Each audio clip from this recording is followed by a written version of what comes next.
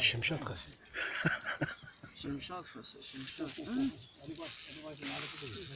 چون خیلی بود نه بدنی به.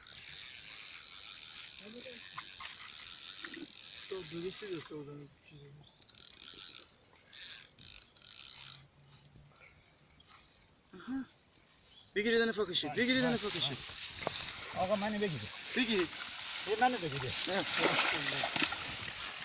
خودم